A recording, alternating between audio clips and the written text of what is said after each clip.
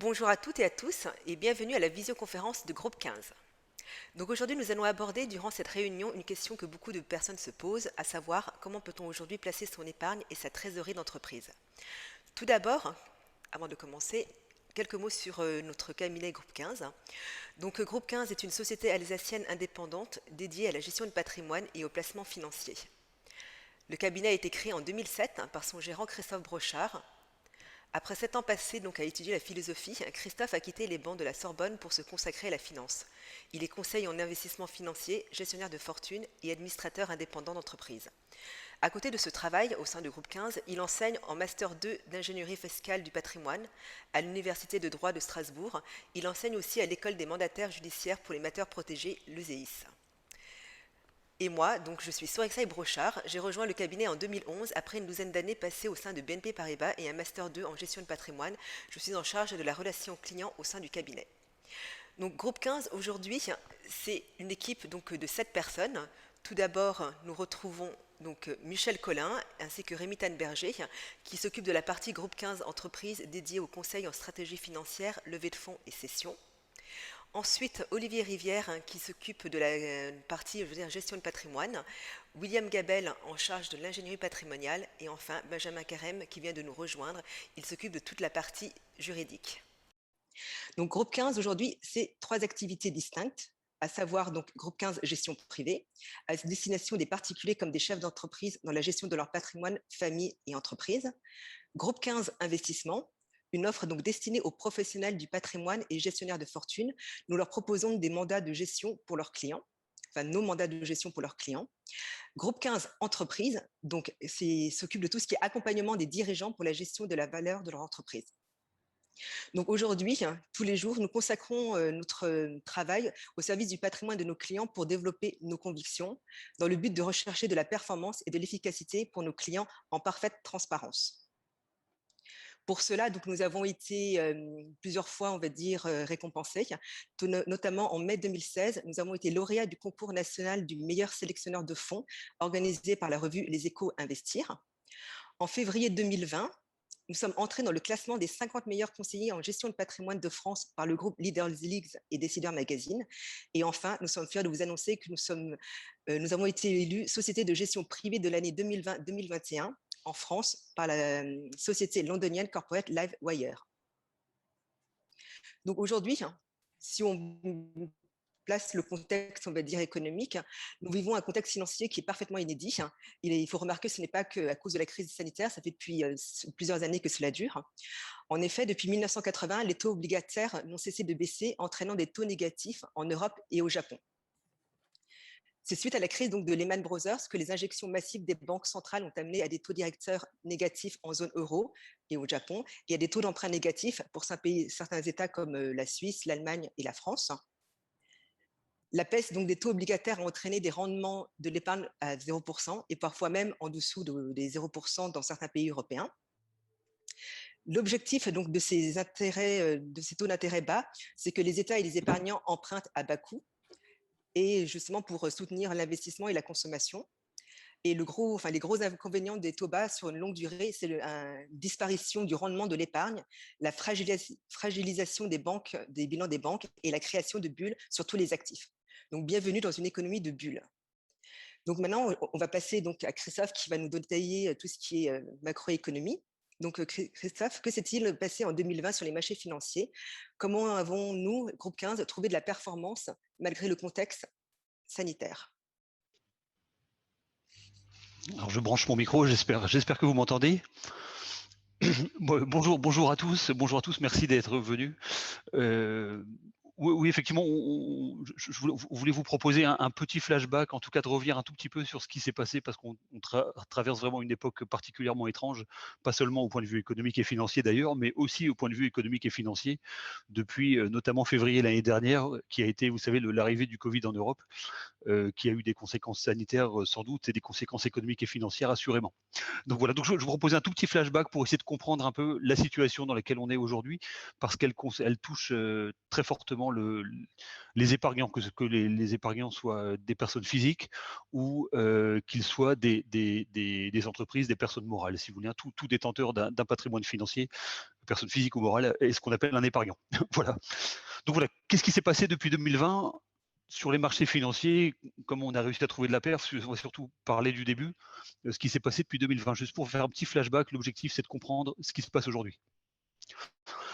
En fait, comme vous le savez, il y a le Covid est l'événement central, hein. Il y a le virus est apparu en Asie au début de l'année 2020, voire quelques mois auparavant, à Taïwan, voilà. Et puis il est arrivé effectivement en Europe puis aux États-Unis, hein.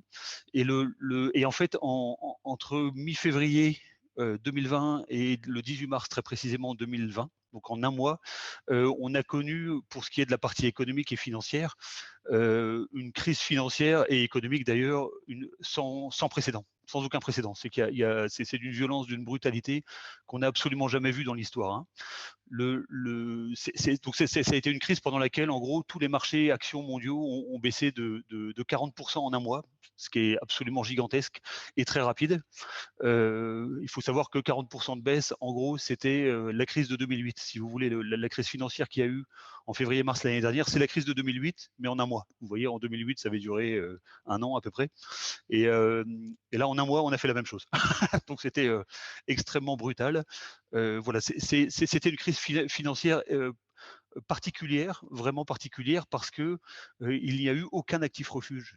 Vous savez, d'ordinaire, lorsqu'on pense que lorsqu'on pense que la croissance va être plus faible que prévu, voire très très faible à cause de confinement, les investisseurs en général vendent leurs actions, si vous voulez, et puis prennent leur argent et achètent des actifs réputés avec moins de risques, qui sont notamment les obligations, etc.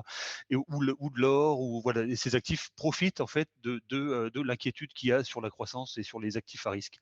Et là, c'est très particulier cette crise qu'on a connue parce qu'en fait, il n'y a eu aucun actif refuge, c'est-à-dire que tout a baissé, non seulement les actions, mais aussi les actifs refuges que sont les emprunts américains, l'or a baissé, bref, tout a baissé. Tout a baissé pendant ce mois-là. Il n'y avait aucune façon aucune possibilité de se protéger. C'est très particulier, c'est très rare, c'est très étonnant. Oui, tout à fait. Attendez, il faut que je fasse défiler c'est bon. Donc la baisse des taux, ça c'est ce qu'on voyait tout à l'heure. Les inconvénients, tout à fait. C'est moi qui ne fais pas mon travail de faire défiler les actifs. Comment placer sa trésorerie? Voilà.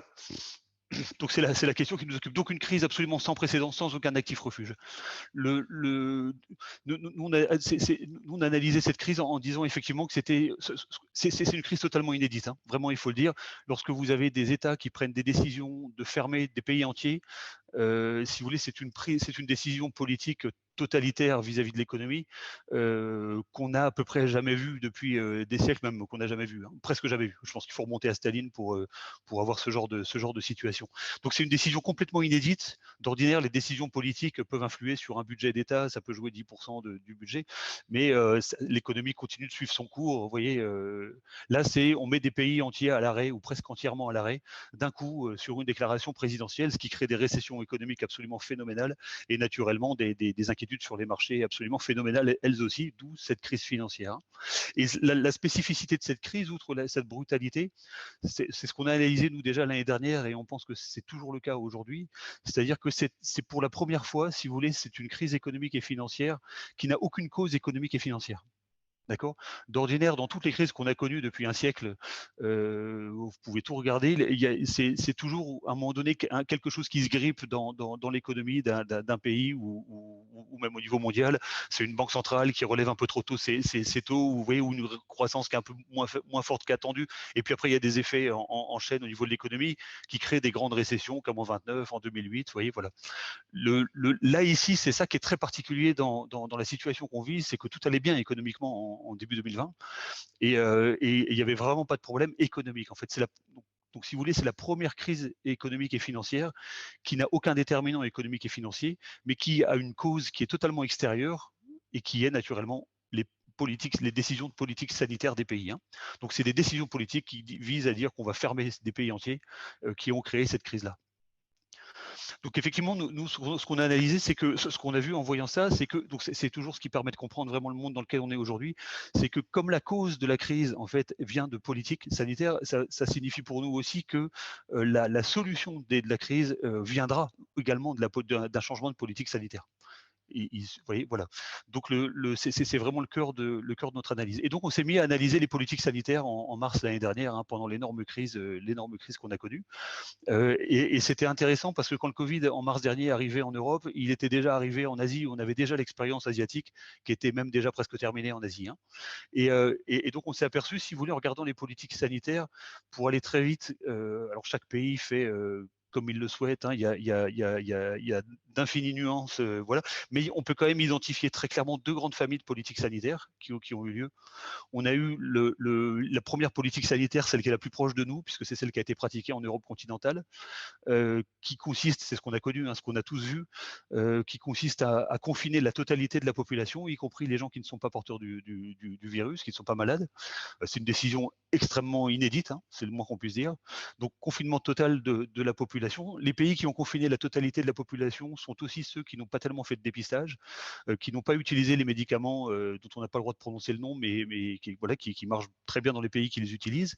Et voilà, donc si vous voulez, comme confinement total de la population, ça signifie que le pays est à l'arrêt économiquement, et ça signifie que ces pays-là, c'est nous, hein, c'est l'Europe, connaissent le choc économique le plus important. Puisque quand vous fermez un pays, naturellement, vous avez une explosion de la dette par rapport rapporté au PIB, vous avez le PIB qui s'effondre et vous avez la dette qui explose. Donc, si vous voulez, le rapport est absolument phénoménal. Voilà, voilà. Donc ça, c'est la première famille politique, en tout cas chez nous.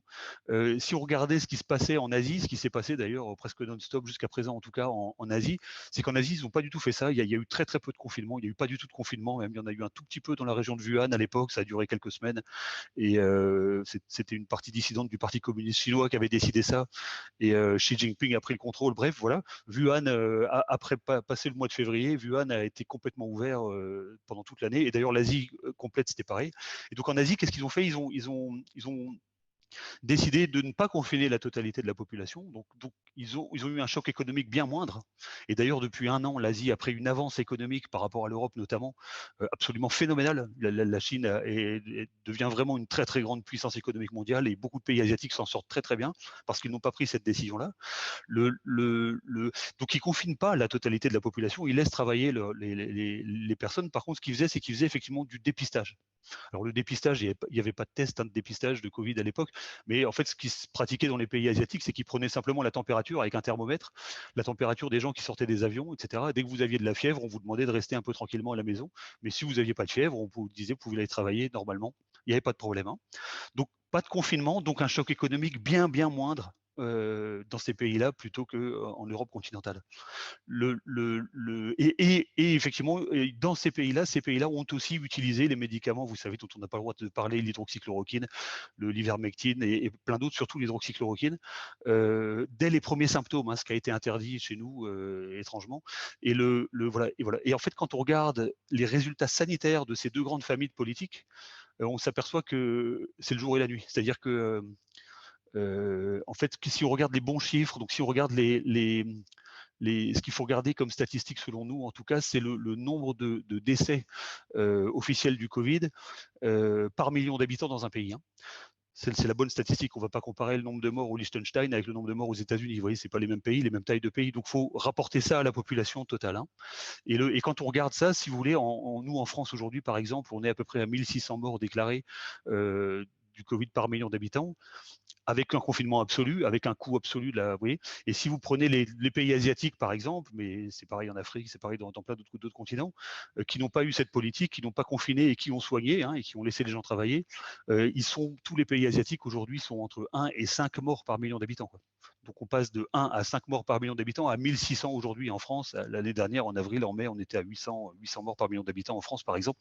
Donc si vous voulez, la différence, elle est juste, c'est pas x2, x3, c'est absolument phénoménal. Donc en fait, ce que ça veut dire, c'est qu'en fait pour nous le monde est coupé en deux, et on pense que vraiment c'est ce qui se passe aujourd'hui.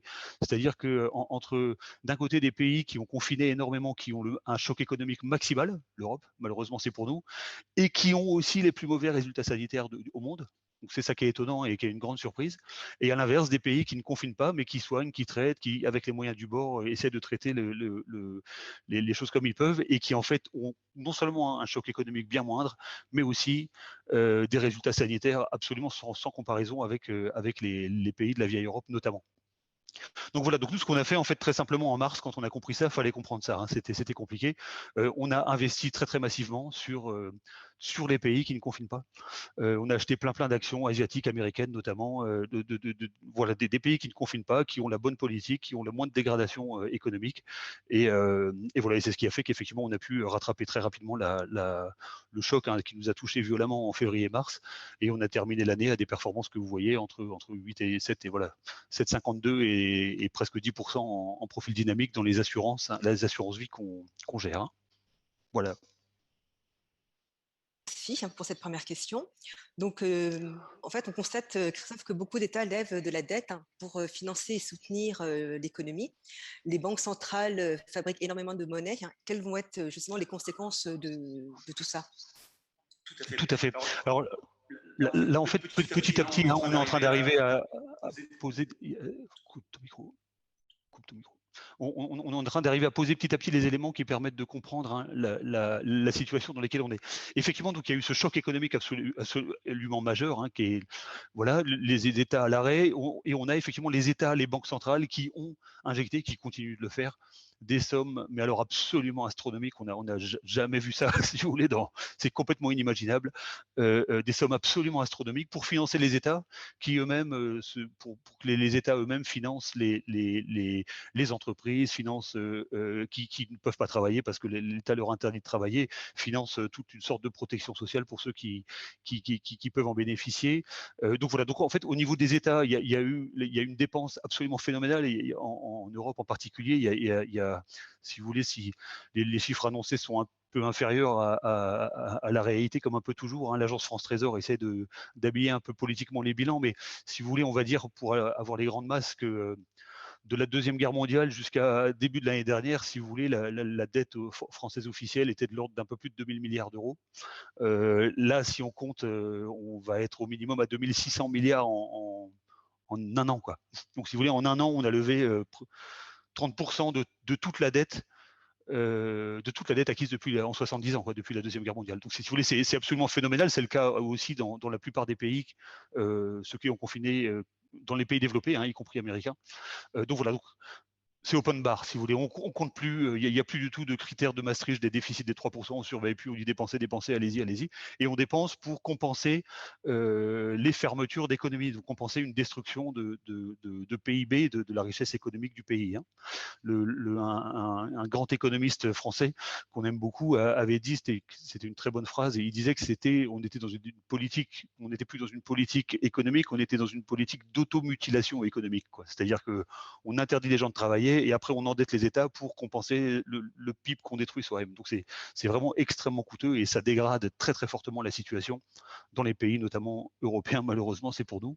Voilà. Donc toute cette dette injectée par les États, toute cette dette souscrite par les États et pour financer toutes les politiques d'aide qui sont faites, c'est le cas aussi aux États-Unis, hein, c'est le cas dans beaucoup de pays dans le monde, et également toute la monnaie, les milliers de milliards, les dizaines de milliers de milliards, même à l'échelle mondiale, qui ont été créés par les banques centrales. C'est de la création pure monétaire, hein, pour le donner aux États et aux banques et pour qu'ils puissent essayer de sauver ce qui a été cassé par les mêmes politiques sanitaires. Cet argent-là, effectivement, est phénoménal. Donc ça s'accompagne d'une baisse de taux majeure. Alors c'est très important, la baisse de taux, on va en parler. C'est-à-dire que l'épargne ne rapporte plus rien. Alors pour l'épargnant, ça veut dire ça, hein, ça veut dire qu'effectivement, vous le voyez sans doute dans vos placements bancaires et d'assurance, tout en vers zéro, et puis va passer vraiment en taux négatif. Faut savoir qu'en Allemagne, si vous voulez, il y a, à ce jour, hein, il y a déjà plus de 200 banques qui impactent déjà les taux négatifs sur les comptes chèques des épargnants, personnes morales ou pas, hein, dès le premier euro, hein. Donc, si vous voulez, voilà. En tout cas, toute l'épargne sans risque, si vous voulez, ne rapporte rien. Et quand elle rapporte rien, c'est déjà bien parce que les taux sur les marchés sont négatifs. Donc, ces taux sont très très bas, alors qu'il y a de l'inflation, hein. Il y a une inflation à 1,8% à peu près en Europe. Voilà. Et donc cette création monétaire s'accompagne ça crée aussi cette baisse des taux, hein. Ça aggrave cette situation de baisse des taux, au moins temporairement. Voilà. Il faut savoir, pour vous donner un ordre d'idée, parce que c'est juste absolument phénoménal, mais si vous prenez le dollar américain, qui est la monnaie la plus importante au monde, hein, et de très loin la plus utilisée dans le monde entier, il faut savoir que si vous prenez la totalité des dollars en circulation dans le monde, ce qui est absolument énorme, hein, c'est gigantesque comme somme, Ethereum, il y a 20% des dollars américains qui ont été créés par la Banque centrale cette année, entre février l'année dernière et février cette année. Donc c'est pour vous dire la masse de création monétaire qui a été créée. Et ça, c'est complètement expérimental. Personne ne sait où ça va, si ça peut continuer encore longtemps ou pas, et comment ça va finir. C'est une énorme question. Alors nous, il y a des sujets qu'on surveille évidemment. On pense qu'il peut y avoir un retour de l'inflation. D'ailleurs, à très court terme, en ce moment, on a des chiffres, pas plus tard que hier ou avant-hier, et on a eu des chiffres de la Fed qui montrent qu'il peut y avoir des surprises à ce niveau-là, ce qui serait très dramatique pour beaucoup d'éléments. En tout cas, voilà, ça peut, voilà, c'est expérimental, il faut surveiller ça, mais c'est totalement expérimental en fait. Donc on n'a pas de recul ni de point de comparaison dans l'histoire par rapport à cette incroyable création monétaire. Parfait, merci. Donc, on parle beaucoup actuellement de tout ce qui est crypto-monnaie, donc notamment le Bitcoin ainsi que le Dogecoin. Est-ce que, selon toi, ce sont des actifs qui sont intéressants? C'est un investissement patrimonial ou c'est quelque chose qui est complètement spéculatif? Tout à fait, tout à fait. Alors on parle énormément effectivement du Bitcoin, et c'est lié à ce qu'on a vu tout à l'heure. C'est-à-dire qu'en fait, le Bitcoin existe depuis 2009, depuis 2008-2009. C'était un truc relativement confidentiel au départ. Là, c'est devenu absolument phénoménal. Les sommes d'argent qui sont investies, notamment sur le Bitcoin, il y a d'autres crypto-monnaies. C'est devenu phénoménal. Il y a quelques semaines de ça, la masse monétaire investie seulement sur le Bitcoin représentait 2,5% de la masse monétaire mondiale, ce qui est absolument phénoménal. Donc, si vous voulez, il y a effectivement, le Bitcoin existe depuis 2009, on va pouvoir en parler, mais l'essor actuel du Bitcoin traduit exactement ce qu'on a dit tout à l'heure, c'est-à-dire le risque d'une perte de confiance dans les monnaies traditionnelles. Vous voyez, comme vous avez les banques centrales qui créent autant de monnaie qu'on veut, etc., les États qui s'endettent énormément, on peut se demander à un moment donné quelle sera la valeur de l'euro, par exemple, ou d'autres monnaies, quelle sera la valeur de l'euro demain. En général, effectivement, quand vous avez une création monétaire très très forte, dans l'histoire, si vous regardez de la Première, Deuxième Guerre mondiale, ça s'est toujours fini par des guerres. Je ne dis pas que ça va finir comme ça, mais souhaitons que ce ne soit pas le cas. Mais en tout cas, dès lors qu'il y a vous avez des très fortes créations monétaires, ça crée une angoisse tout à fait légitime, parce qu'honnêtement, c'est véridique.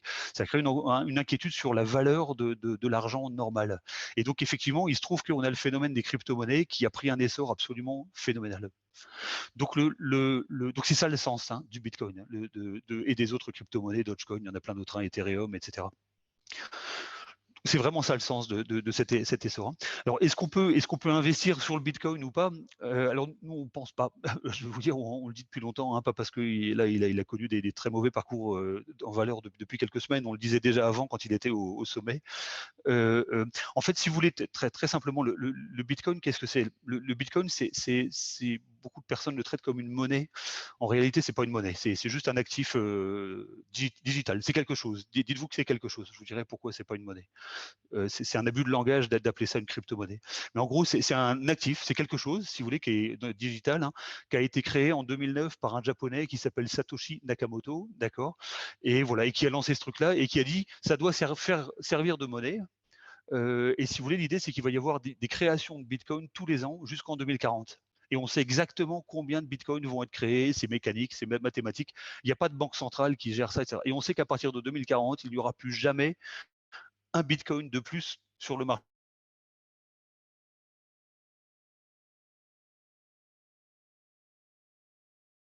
que ceux qui existent déjà. Donc, si vous voulez, par injecte des milliers de milliards là pour le Covid, et puis il continue encore en ce moment, et puis peut-être demain, et puis après-demain, et puis après, puis on ne sait pas où ça s'arrête, puis peut-être que, vous voyez, on peut s'inquiéter sur la valeur effective de l'euro comme monnaie. D'accord, le Bitcoin, justement, est perçu comme un antidote à cette dévaluation ou à cette perte de valeur anticipée des monnaies. Puisque le Bitcoin, effectivement, c'est comme une monnaie dont on ne pourrait pas imprimer de nouveaux billets. Donc, il n'y en aura jamais plus. Vous voyez, ça fonctionne un peu comme l'or à l'époque. Oui, voilà. Quand il y avait les talons avant 1971. Donc voilà, donc le Bitcoin, c'est une monnaie, c'est un truc où on sait qu'il n'y en aura pas plus à un moment donné, donc ça ne devrait pas perdre sa valeur parce qu'on ne va pas pouvoir en imprimer autant qu'on veut. D'autre part, c'est une monnaie punk, si vous voulez, moi j'appelle ça comme ça, puisque c'est une monnaie qui n'est pilotée par aucun État, par aucune banque centrale, qui est complètement mondiale, qui est sans patrie, qui n'a pas de... Vous voyez, et donc c'est un truc qui fonctionne tout seul, c'est une expérience très intéressante. Voilà, néanmoins, voilà. Qui a investi dans le Bitcoin au début, si vous voulez, avant l'essor, l'explosion du Bitcoin depuis la crise sanitaire? Les gens qui investissaient dans le Bitcoin, c'était avant qu'il y ait quelques particuliers qui s'y mettent, mais les gens qui investissaient dans le Bitcoin, très clairement, c'était des personnes qui souhaitent échapper au contrôle monétaire. Donc, si vous voulez, c'est un actif qui, à la base, sert au gangstérisme, au banditisme, au gangstérisme. En général, quand vous avez des îles à vendre en Bitcoin, si vous voulez, c'est que la personne ne souhaite pas trop justifier auprès d'aucune banque d'où vient son argent, quoi. Donc voilà, donc au départ c'est vraiment un truc pour échapper au placement, au contrôle monétaire des banques, et ça sert au banditisme. Et puis petit à petit des particuliers sont venus, et là maintenant effectivement avec notamment cette explosion du bilan des banques centrales, eh bien là il y a une explosion complète du Bitcoin et des crypto-monnaies également. Alors, est-ce qu'on peut investir, maintenant qu'on voit un peu ce que c'est, est-ce qu'on peut investir dedans comme un actif véritable ou patrimonial? Nous, on ne pense pas, si vous voulez. Très clairement, le Bitcoin, c'est binaire. C'est-à-dire que le Bitcoin, pour nous, a soit une valeur infinie, soit une valeur zéro. Mais il n'y a pas de milieu, si vous voulez. Quand c'est au milieu, c'est qu'on cherche la direction. Si vous voulez, en fait, le Bitcoin, déjà, n'est pas une crypto, n'est pas une monnaie. Si vous voulez, c'est pas une monnaie parce qu'effectivement, vous avez une monnaie, vous êtes obligé de l'accepter comme moyen de paiement. Si quelqu'un vient vous payer avec des euros, vous êtes obligé d'accepter les euros. C'est la loi, ouais, et vous pouvez aller en prison si vous le refusez. Si quelqu'un vous paye en Bitcoin, vous n'êtes pas du tout obligé de l'accepter. D'accord? Donc, c'est vraiment les gens qui l'acceptent. C'est un système un peu de troc, si vous voulez. En réalité, ça s'apparente plus à du troc. Donc ça, c'est déjà une différence avec la monnaie. Une autre chose qui est encore plus importante avec les monnaies, c'est qu'en fait, c'est la volatilité. C'est que le Bitcoin, c'est un truc qui fait des bons, qui gagne 300% en 2 ans, puis qui perd 60% en 2 semaines, comme les semaines passées, vous voyez, et qui fait des bons extrêmement volatiles. Et donc, si vous voulez, ça ne peut pas du tout avoir le rôle de monnaie, vous voyez, parce qu'une monnaie doit avoir une conservation de valeur et doit être quand même un peu stable. Elle peut fluctuer, mais enfin, elle doit être quand même un peu stable. Vous voyez, les Bitcoins, ça fait vraiment des bons, c'est absolument ultra spéculatif. Donc, ça ne sert pas de monnaie. Et surtout, ce qui se passe, c'est que le Bitcoin, en réalité, ne représente strictement rien. C'est-à-dire qu'une monnaie, même s'il y a des banques centrales qui impriment, etc., mais une monnaie représente la richesse d'un pays, l'économie d'un pays, la dette d'un pays, le dynamisme économique du pays, la structure patrimoniale d'un pays. Vous voyez, derrière les monnaies, il y a une banque centrale et il y a des pays. Vous voyez, et la valeur de la monnaie représente cette richesse économique, alors que le Bitcoin ne représente absolument rien. Vous voyez, donc ça veut dire que quand vous achetez un Bitcoin, en réalité, vous n'achetez rien. Absolument rien. Vous voyez, quand vous achetez une action, par exemple, si vous achetez l'action de Total, par exemple, qui est vraiment pas chère en ce moment, d'accord, vous achetez l'action de Total ou de n'importe quelle entreprise, vous achetez un titre, et ce titre, en fait, représente la valeur d'une entreprise. Et donc, le titre peut fluctuer, le prix du titre fluctue naturellement, il peut être cher ou pas cher, mais il faut voir par rapport à la valeur réelle de l'entreprise réelle, quoi. Et des fois, il est moins cher que la valeur de l'entreprise, donc c'est là qu'il faut l'acheter. Vous voyez, des fois, il est plus cher, c'est là qu'il faut le vendre. Mais derrière l'action totale, vous avez une part de propriété d'une entreprise véritable. Quand vous achetez un euro, de la monnaie, vous avez une créance sur la banque centrale du pays en question. Ce qui est quelque chose. Même si ça peut se dévaluer, c'est quelque chose. Quand vous achetez un Bitcoin, vous n'achetez strictement rien. Donc, en fait, c'est quelque chose qui ne vaut que par la confiance que les gens lui apportent. Donc, quand vous avez des personnes comme Elon Musk qui font des grands tapages pour faire exploser le Bitcoin à la hausse, puis après ils l'ont fait exploser à la baisse, puis voilà. En fait, ce n'est que du média, ce n'est que du médiatique, c'est de la grande loterie. Tant que les gens y croient, eh bien, la valeur du Bitcoin peut être techniquement infinie, mais il suffit que les gens arrêtent d'y croire et ça vaudra simplement zéro, puisqu'il n'y a absolument aucun sous-jacent derrière. Donc nous, on pense que ce n'est pas un actif patrimonial. Et on voudrait juste vous annoncer quelque chose, enfin parler de quelque chose dont on parle très très peu dans les médias, qui sont pourtant très intéressants, très importants d'ailleurs. C'est qu'en fait, on parle beaucoup des crypto-monnaies comme les Dogecoin, Bitcoin, etc. Mais en fait, il faut savoir que les grandes banques centrales, la plupart des grandes banques centrales du monde, y compris la Banque centrale européenne et aussi la Popular Bank of China, la banque centrale de Chine, qui est la plus en avance au monde sur ce sujet-là, sont en train de créer elles-mêmes leur propre crypto-monnaie. En fait, la Banque centrale européenne, c'est l'organisation qui pilote l'euro, les injections monétaires et la valeur de l'euro, c'est cette institution qui le fait, est en train de créer un euro digital. Donc une crypto-monnaie qui sera un euro, qui sera pilotée par la Banque centrale et dont la valeur sera indexée sur le véritable euro. Donc là, par contre, avec ces crypto-monnaies de banque centrale, on se demande pourquoi ils le font. Honnêtement, on n'en sait pas grand-chose. C'est assez étonnant d'ailleurs. Mais si vous avez des crypto-monnaies de banque centrale qui sont stables, qui sont indexées sur une vraie monnaie et donc qui ont une stabilité qu'on peut utiliser comme monnaie, ça, ce seront vraiment des candidats à devenir des véritables monnaies, hein. Voilà, c'est très étonnant. C'est très étonnant qu'ils fassent ça. On ne sait pas bien pourquoi. Il y a très peu d'informations. Mais voilà, donc en tout cas, il faut distinguer les crypto-monnaies de banque centrale qui ont beaucoup d'avenir parce qu'elles sont supportées par une banque centrale. Je ne sais pas s'il faut le regretter ou pas. Et des crypto-monnaies punk, si vous voulez, qui peuvent partir un petit peu dans tous les sens. Voilà. Mais en tout cas, l'essor aujourd'hui des crypto-monnaies provient très clairement des politiques d'impression monétaire absolument massives, des endettements absolument massifs des États, qui ne sont pas terminés aujourd'hui, hein, ça continue, et d'une perte de crédibilité des devises traditionnelles. D'accord, merci Christophe. Donc, en mars 2020, durant la pleine crise du Covid et du confinement, tu as écrit notamment un article dans le magazine Forbes et tu disais justement dans cet article que nous étions en train de rentrer dans un monde de dégonflement du bulle. Est-ce que tu peux nous expliquer ce que ça veut dire? Tout à fait. Tout à fait, exactement. Je pense que c'est le cœur en fait de ce qu'il faut comprendre. En fait, avec tout ce qu'on vous a dit petit à petit, en posant petit à petit les étapes, ça permet. Ça, c'est la conséquence pour la gestion d'un patrimoine privé comme d'entreprise, hein. Voilà. Ce qui se passe, si vous voulez, c'est que vous avez, on l'a vu, création monétaire absolument massive depuis le Covid, hein.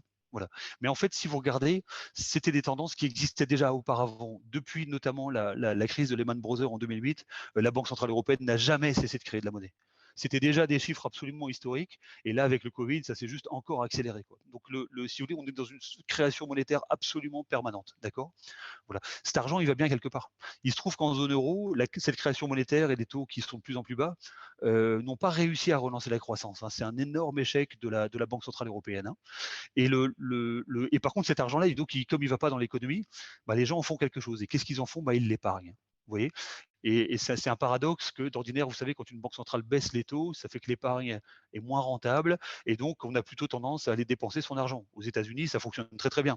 Quand la Banque centrale américaine baisse les taux, les Américains vont s'acheter une troisième voiture, créer des entreprises, partent en vacances, dépensent, claquent, et ça fait marcher l'économie et qui redémarre comme un cheval de course, comme à chaque fois après chaque crise, les Américains redémarrent comme des chevaux de course, quoi.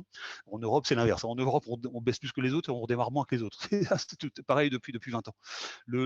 En tout cas, ce qui se passe effectivement, c'est qu'en zone euro, par contre, quand on baisse les taux, et ben, en fait, les gens ne se disent pas l'épargne ne rapporte plus rien, je vais dépenser cet argent et ça va faire marcher l'économie. Les gens se disent, tout le monde a intuitivement la conscience qu'il y a quelque chose d'un peu bizarre en zone euro et on n'a pas forcément confiance dans le lendemain. Et en fait, plus la Banque centrale baisse les taux, plus les rendements de vos comptes épargne baissent, voire même sont à zéro, voire même certains sont déjà négatifs, hein. Il y a beaucoup de fonds en euros de grandes banques françaises qui sont déjà en taux négatif. En fait, plus l'épargne ne rapporte rien. En fait, en Europe, on fait l'inverse de ce qu'il faudrait normalement, c'est-à-dire que les épargnants épargnent plus pour compenser la baisse des taux, la baisse de rendement de l'épargne. Et donc, c'est ce qu'on appelle une trappe à liquidité. Ça veut dire que l'économie ne redémarre pas. Et tout l'argent injecté, si vous voulez, va où? Va dans les placements d'épargne. Et les placements d'épargne, c'est quoi? Ce sont tous les produits financiers qui sont fabriqués à partir des emprunts d'État. D'accord? Les obligations d'État, les fonds en euros, les placements en assurance, même les comptes chèques, etc. À la fin, c'est indexé sur les emprunts d'État, hein. Voilà. Donc tous les placements sans risque ou patrimoniaux, réputés sans risque, en tout cas patrimoniaux, l'argent va là-dessus énormément et donc les taux baissent encore plus. Et ou sur l'immobilier, hein, voilà. Et en fait, ce qui se passe, si on prend un point de vue très très grand angle, et si vous voulez, si on regarde parce que je pense que c'est ça qu'il faut comprendre aujourd'hui, hein, pour pouvoir répondre à la question, on va y venir, hein, qu'est-ce qu'a notre sens, en tout cas, ça vaut le coup de faire, comment gérer son patrimoine aujourd'hui. Prenons un point de vue grand angle depuis la Deuxième Guerre mondiale, si vous voulez. En gros, si vous voulez, depuis la Deuxième Guerre mondiale jusqu'à la décennie présente, hein, jusqu'à Lehman Brothers et les 10 ans qui suivent et la période qu'on a aujourd'hui à peu près, d'accord. Si vous voulez, on a connu une hausse ininterrompue de tous les actifs patrimoniaux, hein. Vous avez les prix de l'immobilier en France qui n'ont jamais cessé d'augmenter, qui ont été absolument un magnifique placement pendant 70 ans, hein. C'était absolument magistral et les prix n'ont jamais cessé d'augmenter. D'autre part, les obligations d'État qui servent de base à tous les emprunts, à tous les placements patrimoniaux financiers, assurance vie, etc., hein, pareil, eux n'ont jamais cessé de monter en valeur, pareillement. D'accord? En immobilier, donc l'immobilier a explosé. Alors il y a eu une petite crise en immobilier en France entre 91 et 94 qu'on prenait pour une grande crise à l'époque, c'est rien par rapport à ce qu'on vit en ce moment, mais c'était une crise, mais ça a duré 3 ans et puis ça a été rattrapé, et puis c'était terminé. Et pareil pour les taux d'intérêt, voilà. Et donc, si vous voulez, ce qui s'est passé, c'est qu'en fait, on a depuis la Deuxième Guerre mondiale une hausse ininterrompue des actifs patrimoniaux, qui s'est accompagnée depuis la Deuxième Guerre mondiale d'une baisse presque ininterrompue des taux d'intérêt, vous savez. Les taux d'intérêt n'ont pas arrêté de baisser. Vous savez, au début des années 80, les comptes épargne sans risque rapportaient 18% et il y avait 16% d'inflation. Tout allait bien. Vous voyez, et l'immobilier gagnait ça tous les ans au moins parce qu'il montait plus que l'inflation, donc il protégeait contre l'inflation, puis en plus il avait une partie de croissance et l'économie allait très très bien. Et le voilà. Donc si vous voulez, à l'époque les taux d'intérêt étaient très élevés, puis ils n'ont jamais cessé de baisser ces taux d'intérêt. Et plus les taux d'intérêt baissent, et ben plus ça pousse les gens à mettre de l'argent dans de l'immobilier et dans des placements obligataires. Vous voyez, quand les taux baissent, ben vous empruntez moins cher. Vous voyez, c'est pour ça que l'immobilier explose en ce moment. Hein. Enfin, en tout cas dans les villes, hein, pas partout, pas partout, mais en tout cas dans les grandes villes, l'immobilier explose parce que d'une part, les taux d'emprunt sont pas chers du tout. Quand les taux baissent, les taux d'emprunt sont pas chers. Primo. Deuxièmement, l'épargne sans risque ne rapporte plus rien. Donc aujourd'hui, quoi faire avec votre argent si on le met dans l'immobilier? Donc tout le monde fait ça depuis 10 ans, si vous voulez, et vous avez déjà que ça monte depuis 70 ans, mais en plus vous avez une hausse encore plus un bout de hausse encore plus brutale là en ce moment, si vous voulez, cette décennie. Hein, voilà. Et donc voilà. Et donc nous, et ça c'est la situation actuelle. Donc actuellement, on a des taux très très bas, même négatifs. On a des bulles énormes sur les classes d'actifs patrimoniales, tout ce qui est obligataire et l'immobilier. Hein. Voilà. Et on est dans ce monde-là aujourd'hui. Et nous, on pense qu'effectivement, on ne dit pas que ça va s'arrêter la semaine prochaine, hein, on dit pas que, enfin, quoi qu'on pense, voilà, mais nous, on pense qu'effectivement, le grand défi de la gestion de patrimoine dans les années à venir et les décennies à venir, hein, vision grand angle, même les décennies à venir, ça va être de gérer son patrimoine dans un monde de dégonflement de bulles. C'est-à-dire que pendant les 70 dernières années, vous pouviez acheter presque n'importe quoi en immobilier, j'exagère à peine. Vous pouviez l'acheter, vous fermiez les yeux pendant 15 ans et après vous regardiez combien vous aviez gagné. C'était presque pareil aussi sur les marchés financiers. C'était pareil sur les placements même sans risque qui rapportaient plus que l'inflation. Tout allait bien, c'était formidable et ça a créé ces bulles-là. Là maintenant, on est à des taux négatifs, les taux peuvent encore descendre puisqu'on est dans l'expérimentation totale. Mais bon, on peut considérer quand même qu'on est peut-être à la fin là où on arrive un peu à la fin de cette baisse des taux. Ces injections monétaires, à un moment donné, ça risque d'être compliqué. Le risque aujourd'hui, c'est le dégonflement de ces bulles, c'est le fait qu'on ait des voilà. Et donc ça, on pense vraiment que c'est le grand, c'est ce qui fait que tout change aujourd'hui, c'est ce qui fait qu'il est très compliqué aujourd'hui de placer son argent si on a de l'argent, puisqu'aujourd'hui vous avez des placements sans risque qui rapportent moins que l'inflation, c'est-à-dire que vous perdez de l'argent et bientôt ça sera même des rendements négatifs directement, hein, que ce soit les assurances vie en fonds en euros, que ce soit les comptes à terme, les comptes, toutes les solutions d'épargne. Il y a 1,8% d'inflation. Aujourd'hui, vous ne trouvez pas un seul placement sans risque ou réputé sans risque qui rapporte 1,8%. Hein. Voilà, donc ça veut dire que vous perdez systématiquement de l'argent sur les placements sans risque, ce qui est très inédit, et ça fait 5 ans que ça dure, et ça n'a pas l'air de vouloir s'arrêter. Voilà. Et de l'autre côté, vous pouvez investir sur d'autres actifs, mais ils sont en phase de bulle, et ça pourrait se dégonfler. Vous voyez, il suffirait que les taux remontent un tout petit peu, ce qui est peut-être en train d'arriver, pour que il y ait beaucoup de difficultés pour les banques à financer les prêts immobiliers. Il y aura des difficultés sur ces classes d'actifs. Donc nous, on pense qu'effectivement, on entre dans un monde de dégonflement de bulles. On y est déjà en réalité, hein, c'est-à-dire un monde dans lequel il n'y a plus de directionnalité des actifs. Vous voyez, même pas sur les marchés financiers, hein, que ce soit l'immobilier, les placements sans risque ou les actions, il y a plus de directionnalité des actifs. Vous voyez, on peut pas dire que c'est en tendance haussière sur le long terme, même s'il peut y avoir des accidents. Nous, on pense qu'aujourd'hui, on est dans un monde où, en fait, on fait comme ça. Si vous voulez, on a des mouvements de plus en plus brutaux, extrêmement rapides. Ça se voit évidemment très fortement sur les marchés financiers, mais je pense que ça se verra aussi sur les autres actifs. C'est très rapide, c'est très très rapide. Il y a des assèchements de liquidités massifs dans certains.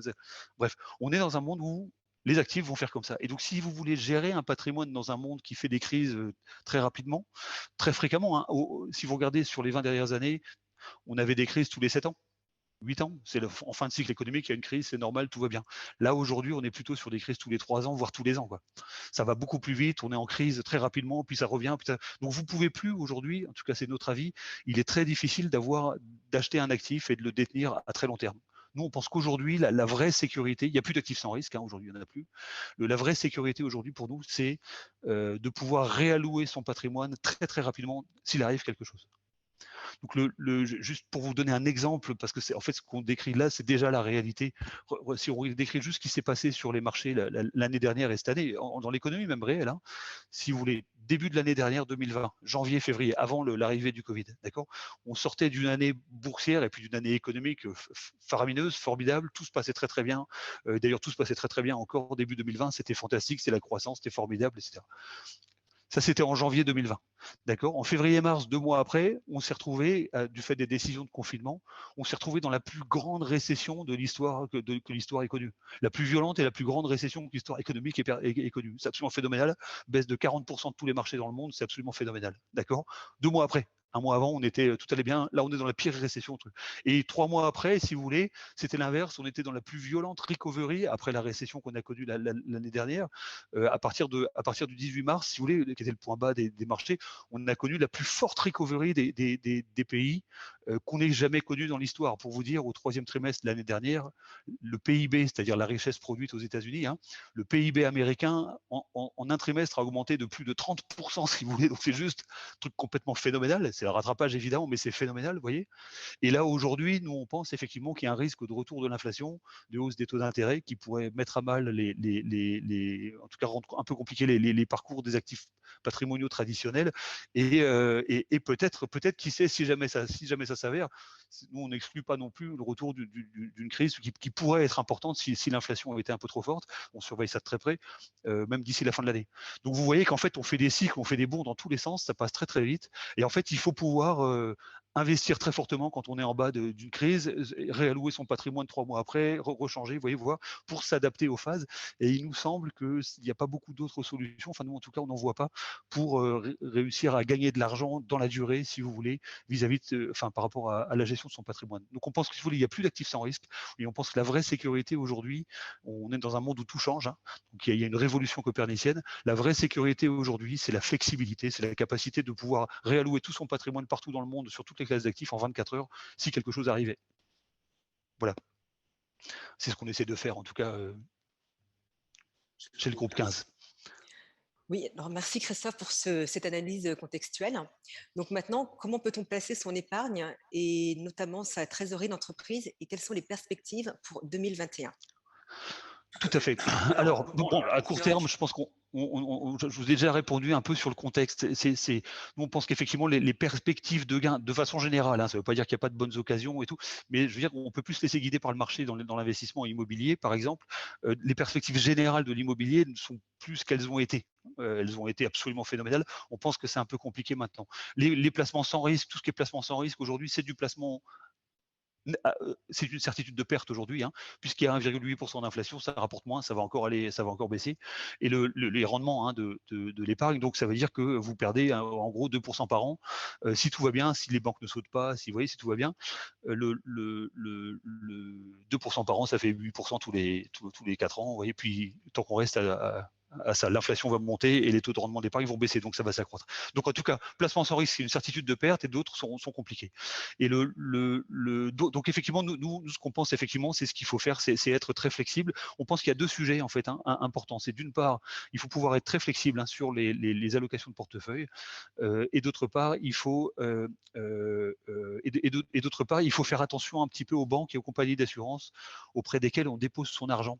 Parce qu'une des conséquences majeures, si vous voulez, d'avoir des taux négatifs comme ça fait, la Banque Centrale Européenne a des taux directeurs négatifs, en tout cas un des taux directeurs de la Banque Centrale est négatif depuis 2015. Oui, donc ça fait une longue période, c'est jamais arrivé, hein, dans l'histoire, personne ne sait comment on va se sortir de là, si même on peut sortir de là.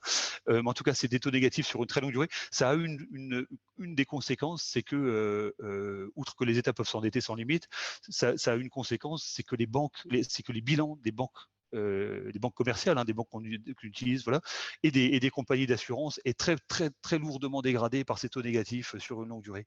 Et donc, en fait, on a des taux négatifs sur une longue durée, ce qui n'existe pas dans le reste du monde, hein. Il faut savoir que les taux négatifs, il y a ça que en Europe et au Japon, qui est un pays tellement à part que voilà.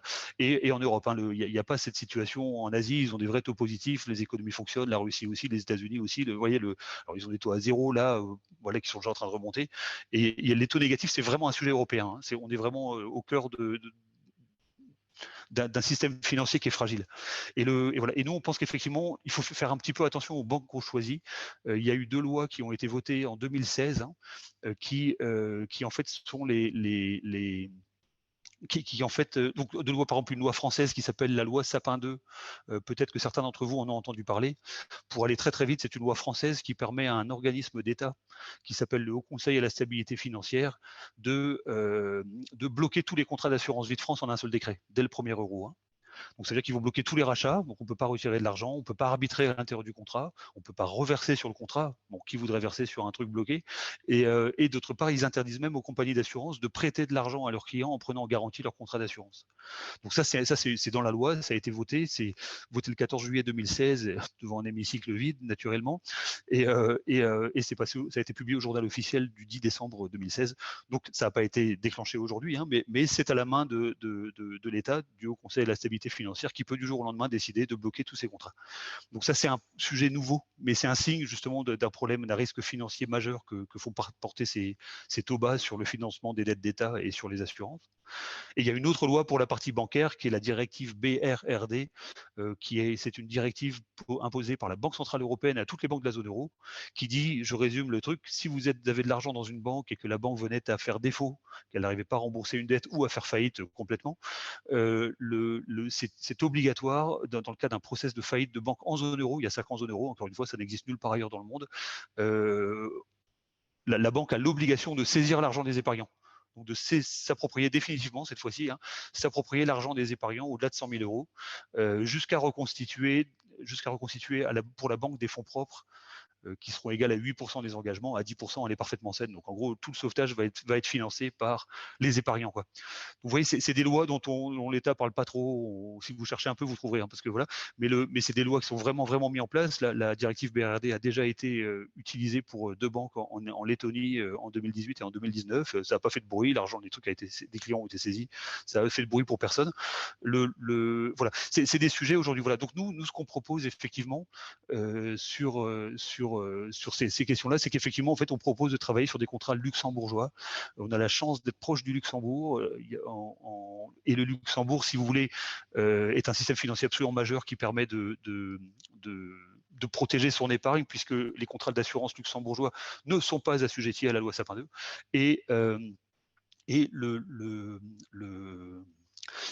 Et en plus de ça, le Luxembourg, il faut savoir que le Luxembourg, en fait, l'État luxembourgeois se porte garant des sommes versées sur des contrats d'assurance vie sans aucune limite de montant. Et c'est une garantie solide. Donc le Luxembourg nous semble très très bien. Et alors fiscalement, il n'y a aucun avantage. On paye les impôts en France, ça ne change rien. Voilà. Donc en tout cas, nous, ce qu'on dit premièrement, c'est qu'il faut faire un peu attention aux dépositaires bancaires. Et deuxièmement, faut faire attention à son rendement. Et pour ça, effectivement, on pense qu'il faut fuir les placements réputés sans risque parce qu'ils ont des rendements négatifs, des rendements réels négatifs déjà aujourd'hui. Et puis bientôt, ça sera des rendements nominaux négatifs, hein. Donc on va prélever sur vos comptes de l'argent, même les comptes chèques, hein, petit à petit. Voilà. Et il faut accepter un petit peu de risque, hein. Et à notre avis, nous, on est très à l'aise avec les grands marchés financiers, parce qu'effectivement, c'est des marchés qui nous permettent d'être très réactifs, d'investir partout dans le monde, et d'être très réactifs, quoi, de pouvoir changer les positions partout dans le monde. C'est ce qu'on fait pour nos clients.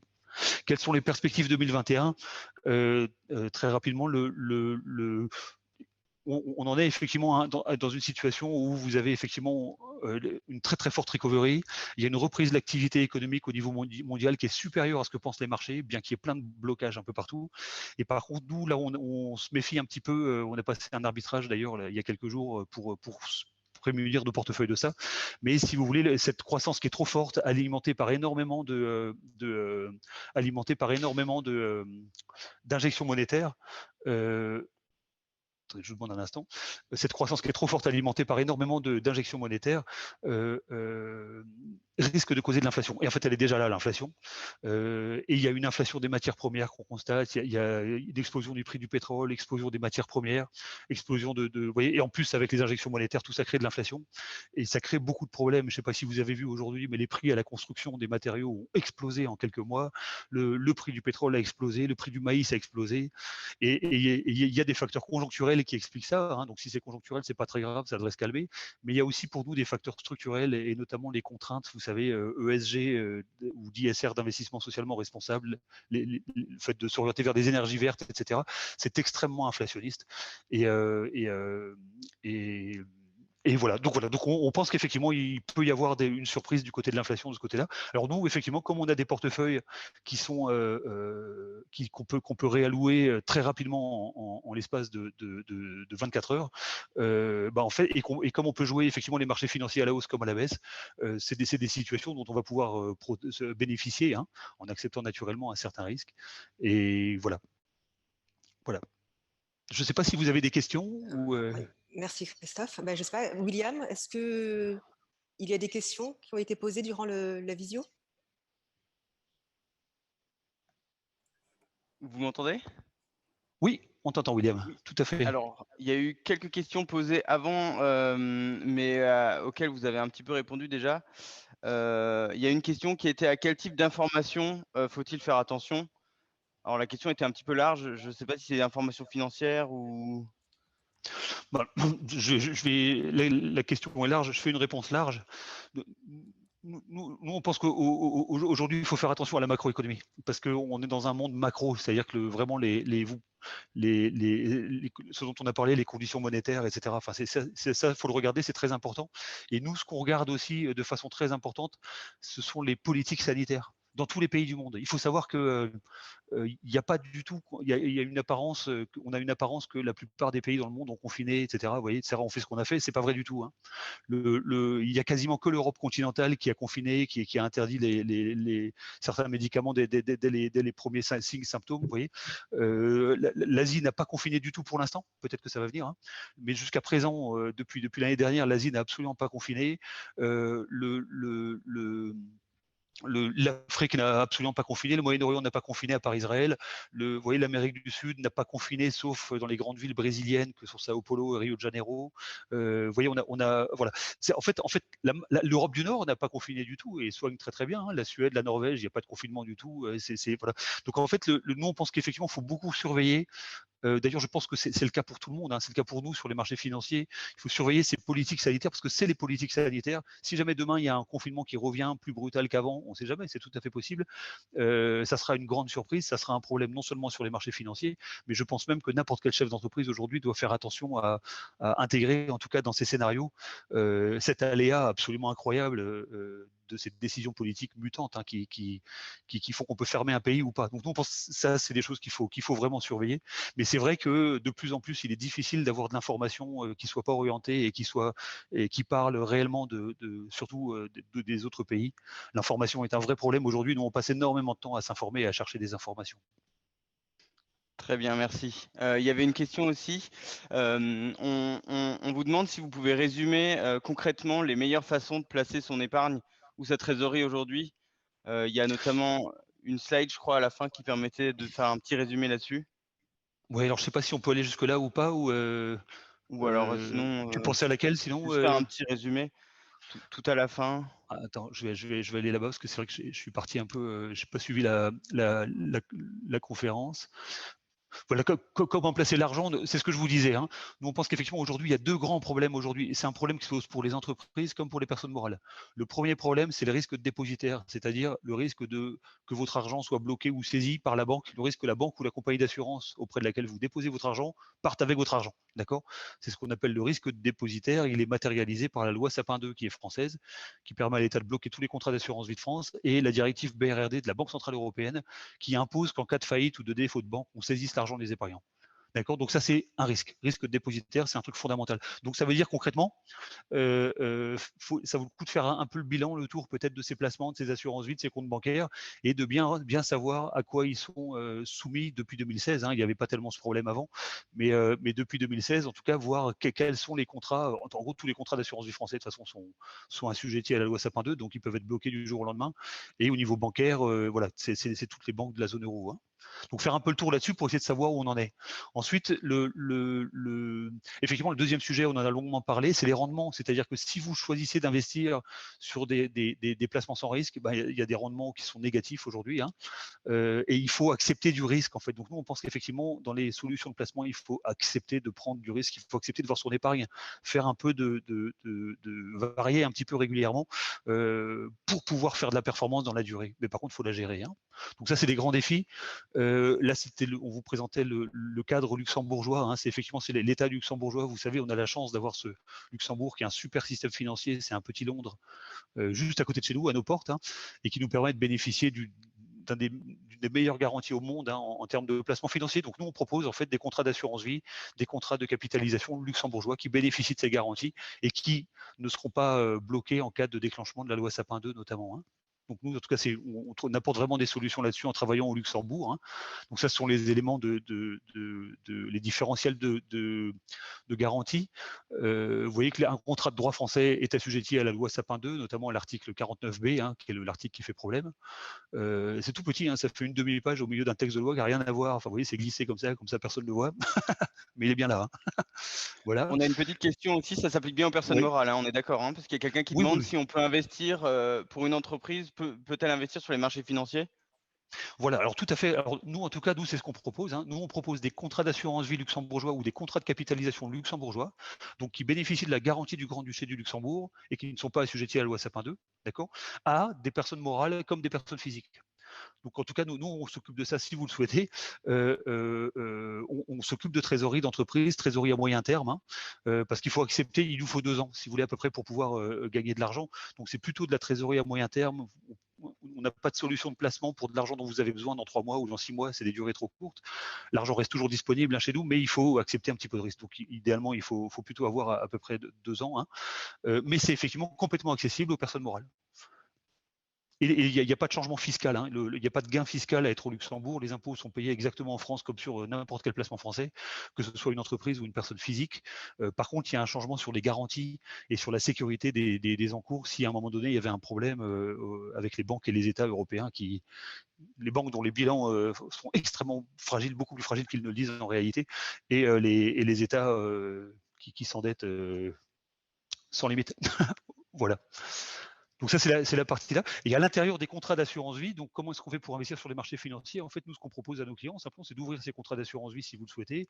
C'est accessible à partir de 50 000 euros chez nous pour les personnes physiques et de 100 000 euros pour les personnes morales. Et,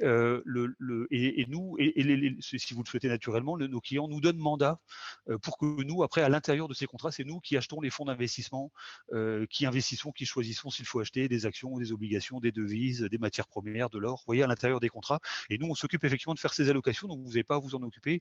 Et par contre, nous, on a la possibilité d'arbitrer tous les contrats en 24 heures, très très rapidement, et en investissant partout dans le monde, quoi. Donc on est vraiment, en tout cas, c'est vraiment notre ADN, hein, c'est notre métier, ça fait plus de 15 ans qu'on fait ça.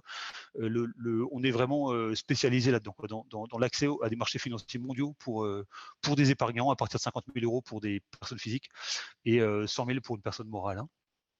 Et effectivement, notre gestion est complètement flexible, c'est ce qu'on disait tout à l'heure. Si vous achetez une action et que vous attendez 15 ans pour voir combien elle a gagné, combien vous avez gagné, ça marchait avant. Si vous voulez, ça marchait avant 2001, vous voyez. Ça marche plus du tout maintenant, si vous voulez, hein. Je ne sais pas si vous avez entendu, mais on a eu quelques journalistes économiques ou financiers qui ont fait les gorges chaudes là récemment en disant le CAC est très très haut, le CAC est au plus haut depuis 20 ans, vous voyez.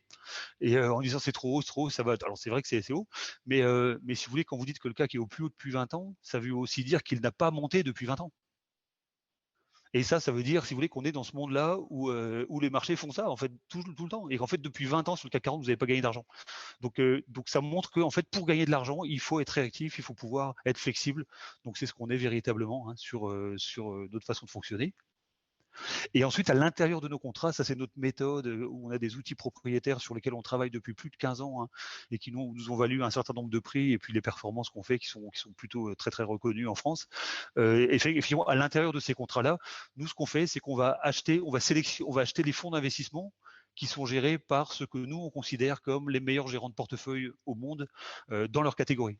Vous voyez, si par exemple on veut acheter des actions américaines, nous ce qu'on fait, c'est qu'on va comparer tous les fonds ou la plupart des fonds d'investissement qui investissent en actions américaines dans le monde en toute indépendance. Hein. On n'est pas comme une banque qui essaie de vendre ses propres produits. Nous, on n'a pas de produits, on est complètement neutre.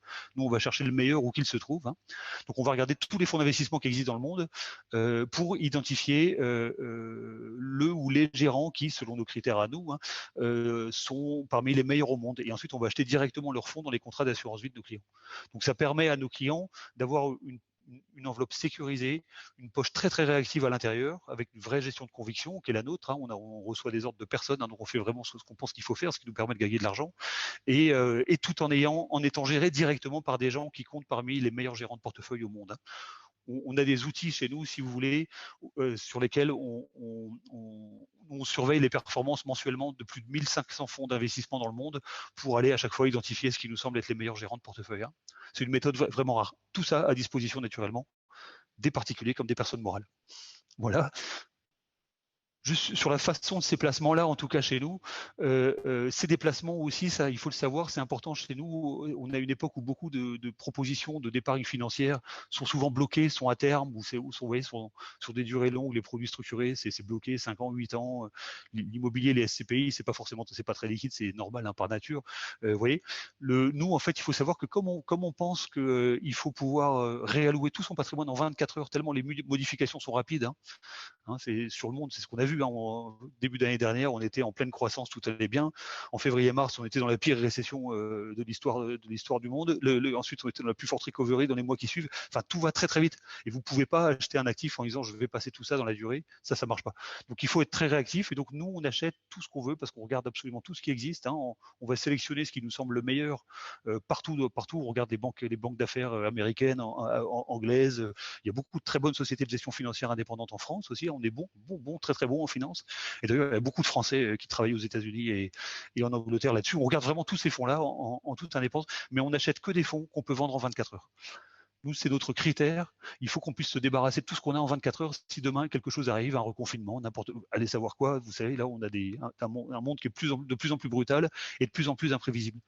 Et donc, comme on ne vend que des choses, on achète que des choses qui peuvent être vendues en 24 heures, ça veut dire que pour l'épargnant, que ce soit une entreprise ou pas, l'argent est toujours disponible.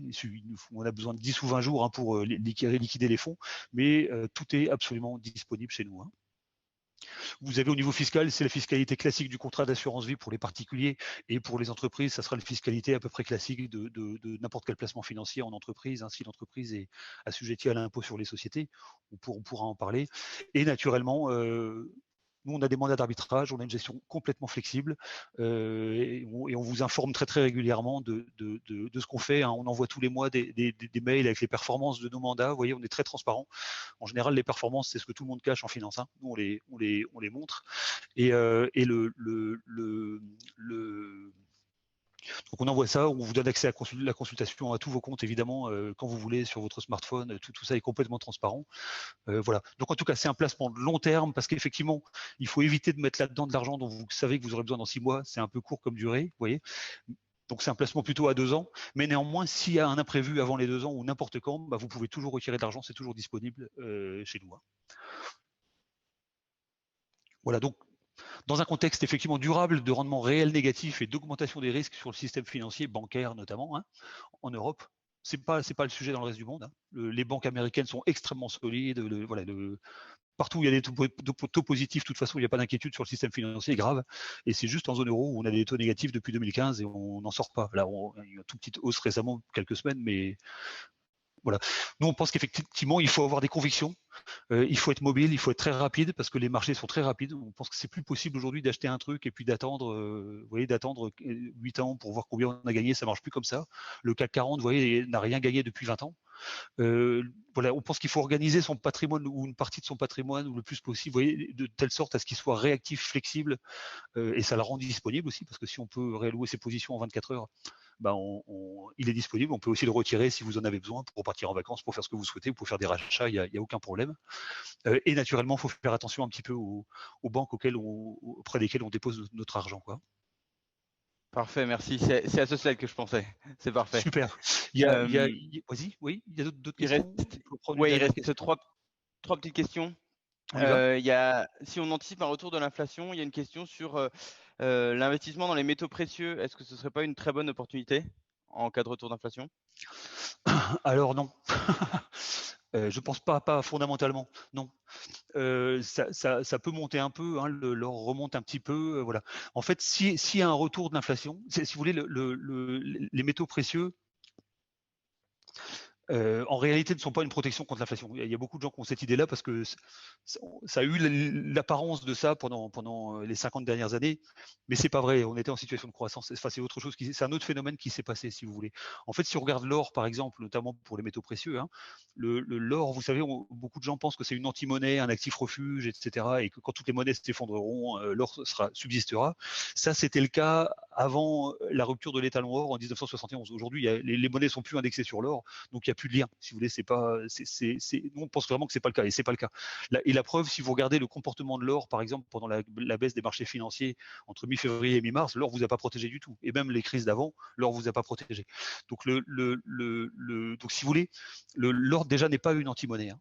Et en fait, ce qu'il faut comprendre sur l'or, c'est que l'or, en fait, c'est juste une pierre, ça rapporte rien, hein. Vous voyez, une action totale, ça rapporte des dividendes, ça, voilà.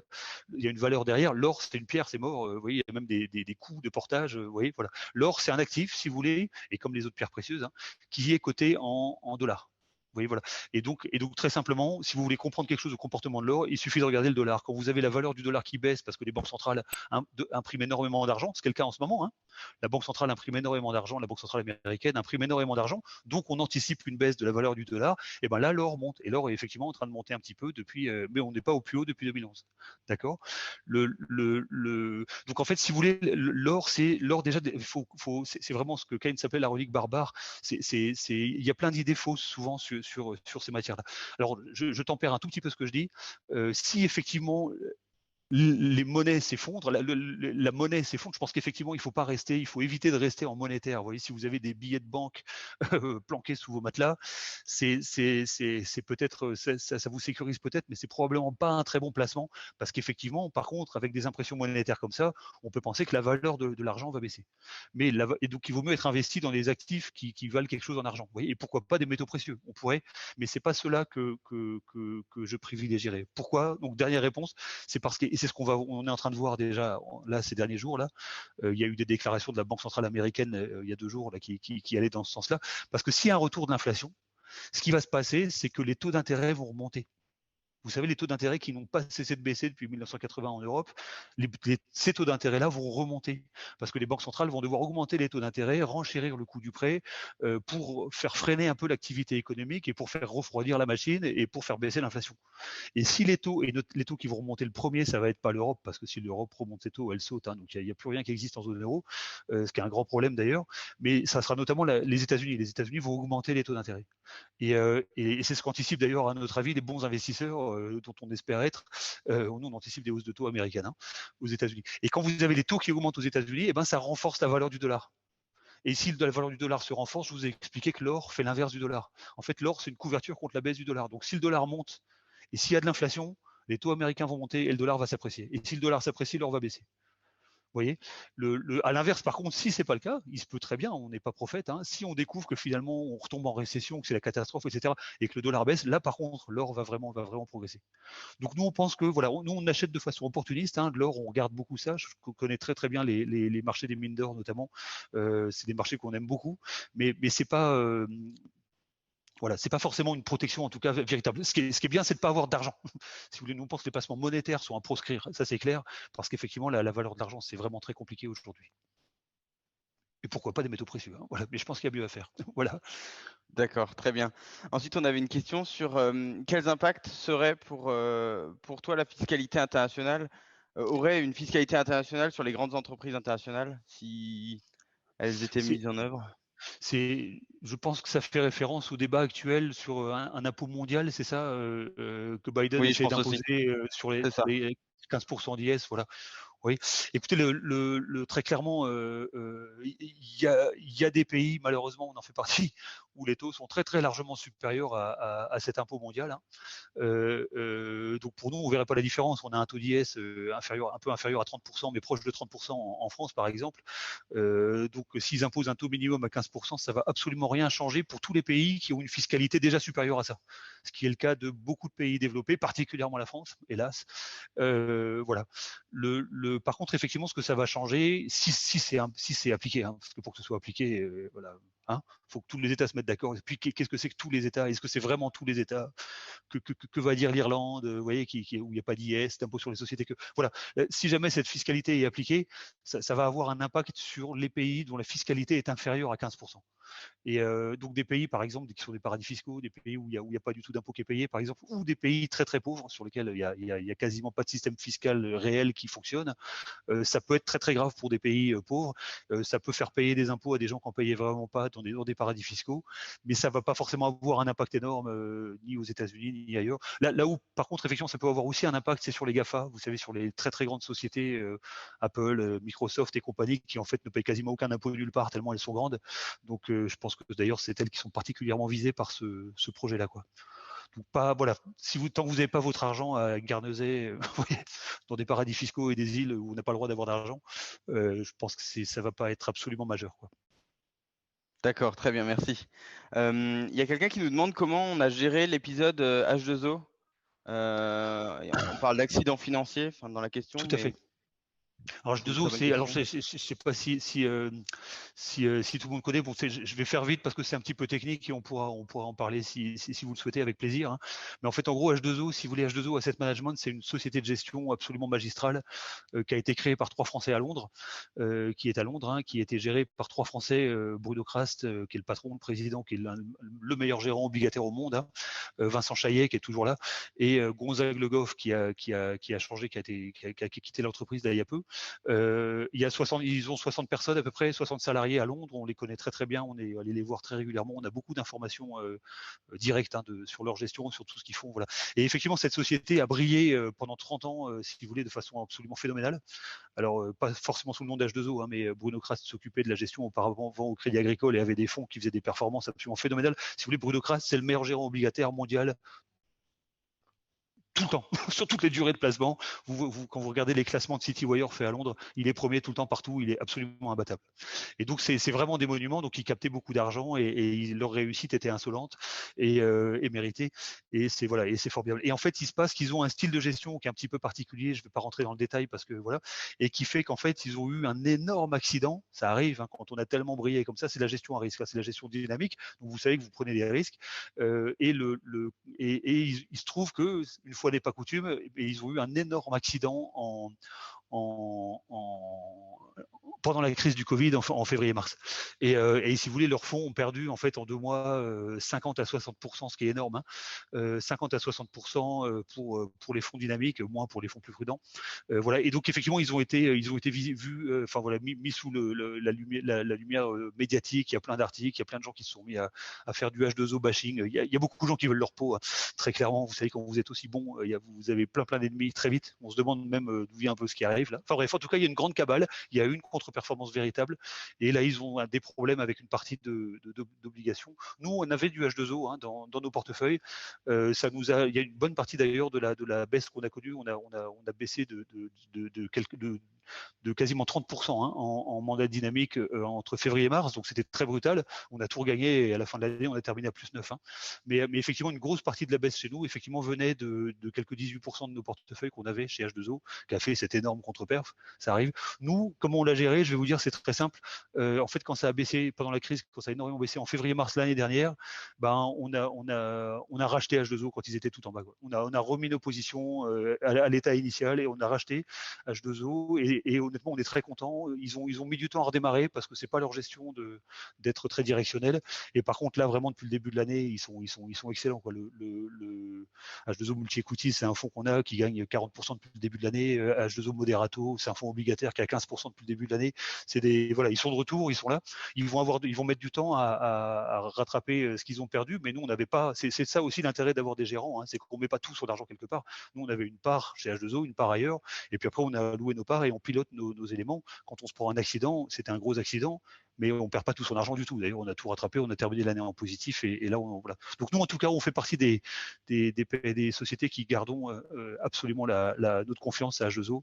D'ailleurs, pour tout vous dire, H2O appartenait à Natixis jusqu'à il y a quelques semaines, et Bruno Krast et les fondateurs ont racheté leur part à Natixis pour devenir indépendants. Donc, si vous voulez, ça prouve qu'ils ont une grande foi et grande confiance dans leur entreprise, même s'ils traversent une passe très très difficile en ce moment. Mais ça reste les meilleurs. Voilà. Très bien, merci. On a encore 2 petites questions qui sont rajoutées. En cas d'effondrement des cryptos, est-ce que pour toi, cela entraînerait-il une flambée de l'or physique? Alors tout à fait, super intéressant, exactement. En fait, on l'a vu. Il y a quelques semaines, on a eu un mouvement de marché qu'on a analysé et qui est exactement ça. C'est tout à fait juste. C'est-à-dire que en fait, c'est ce que je vous disais, c'est qu'à partir du moment où vous avez une perte de confiance dans les monnaies, vous savez, parce qu'il y a trop de monnaie qui est imprimée, quand les cryptos n'existaient pas, effectivement, et beaucoup de gens se disaient, s'il n'y avait pas trop d'inflation, hein, si simplement les monnaies perdaient leur vigueur, s'il n'y avait pas de hausse des taux américains, ça c'est le problème. Mais en tout cas, voilà, dès qu'il y a, voilà, les gens se réfugiaient sur de l'or. Et l'or, effectivement, c'est ce que je vous disais, c'est l'antithèse du dollar, quoi. En fait, on arbitre. Soit on pense que le dollar va se renchérir, et parce que les taux américains vont être plus forts, etc. Et voilà. Et si le dollar se renchérit, l'or baisse. C'est mécanique, c'est tout le cas. C'est voilà. Et donc le dollar baisse, le dollar monte, alors l'or baisse, vous voyez. Et à l'inverse, effectivement, quand le dollar baisse, l'or monte. Voilà, c'est tout simple. C'est pas compliqué. Alors là, le dollar a pas mal baissé parce qu'ils impriment énormément d'argent. C'est pour ça que l'or a monté ces dernières semaines. Mais si demain il devait, parce qu'il y a trop d'inflation, arrêter l'impression en dollars, le dollar pourrait repartir à la hausse et l'or repartir à la baisse. Nous, on a vendu notre or en novembre dernier. Hein. Voilà. Donc voilà. Mais effectivement, en gros, si on pense par rapport au dollar, si on généralise cette explication par rapport aux autres monnaies, ce qui est un peu un raisonnement fallacieux, mais on peut dire que ça va. Effectivement, l'or était un peu une réserve de valeur s'il y avait une chute des monnaies, en particulier du dollar. Et c'est vrai que depuis que les cryptos sont là, c'est-à-dire depuis 2 ans. Enfin, elles sont là depuis plus de 2 ans, mais depuis qu'elles connaissent vraiment l'essor qu'elles connaissent, c'est-à-dire depuis 2 ans, en fait, il y a énormément d'investisseurs, y compris des investisseurs institutionnels, notamment américains, qui se sont dit, moi, au lieu d'acheter de l'or, je vais acheter du Bitcoin, parce que le Bitcoin, c'est un peu comme l'or. Vous voyez, on peut pas en créer plus qu'on en veut, quoi. Le Bitcoin, en plus, on sait que en 2040, il n'y en aura plus aucun qui sera créé. Et c'est comme l'or, les réserves d'or mondiales, elles sont pas extensibles, quoi. Il y a des mines qui cherchent de l'or tout le temps, etc. Mais enfin bon, vous voyez, ils impriment pas, ils trouvent pas autant d'or que la BCE n'imprime d'argent, quoi. Vous voyez, voilà. Et donc effectivement, en fait, les crypto-monnaies se sont mises à jouer pour beaucoup d'investisseurs, y compris institutionnels américains, le rôle de l'or. Et effectivement, l'or a un parcours qui est un peu décevant, alors qu'il y a beaucoup de création monétaire en ce moment, hein, en Amérique. Donc l'or a dû monter beaucoup plus. Il a monté assez faiblement parce qu'en fait, c'est effectivement le Bitcoin qui a monté à la place de l'or. Et je vais vous dire, il y a peu, Elon Musk a fait des déclarations pour vous savez, il a fait exploser le Bitcoin à la hausse en disant qu'il plaçait 1,7 milliard de Tesla en Bitcoin. Donc c'était la première grande entreprise qu'il faisait. Ça a fait exploser le Bitcoin. Et puis juste après, il l'a tué en disant voilà, ça va pas, ça pollue trop la planète, etc. Ce qui est vrai. Et voilà. Et donc le Bitcoin est parti en chute libre, est parti en vrille. Et ça fait 3 semaines effectivement qu'il y a un parcours assez compliqué. Le Bitcoin était à plus de 60 000 $ le Bitcoin, et il est passé à moins de 30 000 $ en l'espace de une dizaine de jours. Hein. Donc c'est une chute vertigineuse, si vous voulez, du Bitcoin. Voilà. Et effectivement, ce qu'on a vu, c'est que pendant cette chute vertigineuse là qu'on a connue ces quelques dernières semaines, l'or a eu un petit moment de regain, parce qu'en fait, beaucoup de gens se sont dit, en fait, finalement, le Bitcoin, c'est pas de l'or, ça marche pas, finalement, ça n'a pas de valeur intrinsèque, ce qui est vrai, vous voyez. Et finalement, si on veut se couvrir contre la baisse du dollar, il faut peut-être bien racheter de l'or et revenir sur les bonnes vieilles valeurs classiques. Et il y a eu un petit soubresaut de l'or, effectivement, et qui vient exactement du phénomène que vous décrivez. Effectivement, le Bitcoin a pour les marchés, pour beaucoup de gens, remplacer l'or, en fait, hein, dans sa fonction de préservation de valeur. C'est tout à fait vrai. Par contre, je pense que les perspectives sur les bitcoins, à mon avis, sont pas très bonnes, et les perspectives sur l'or sont de court terme. C'est-à-dire que c'est ce que je vous disais, si les taux d'intérêt américains augmentent, vous êtes en phase de hausse de cycle, etc. En haut de cycle, les taux d'intérêt américains augmentent, le dollar augmente, l'or va baisser. Et donc il faut pas acheter d'or. Le Bitcoin, ça vaut rien, ça vaut juste la confiance que les gens leur accordent. Donc, vous voyez, puis en ce moment, en plus, ce qui se passe sur le Bitcoin, si vous voulez, comme il n'y a rien, il faut savoir que les États sont en train de regarder ça avec un mauvais œil. Il y a beaucoup d'États, la Chine est en train de faire des lois contre le Bitcoin qui sont absolument massives. L'Inde aussi, les Néerlandes, la Hollande est en train de se préparer à ça. Pas plus tard qu'il y a 2 jours, là, il y a eu encore une baisse une petite baisse du Bitcoin, parce que la SEC, donc le gendarme financier américain, a annoncé, c'était avant-hier, qu'il ne voulait pas statuer sur la possibilité de créer des dérivés sur le Bitcoin, donc d'intégrer vraiment le Bitcoin dans le marché financier. Donc là, tout d'un coup, les gens se disent, oula, vous voyez.